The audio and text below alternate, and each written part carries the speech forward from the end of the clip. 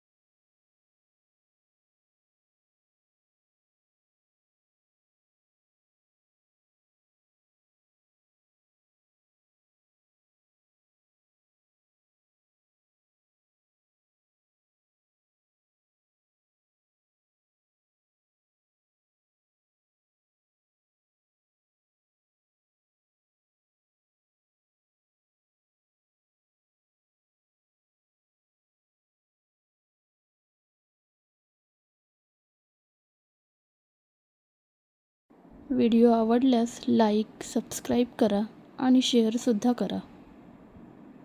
धन्यवाद.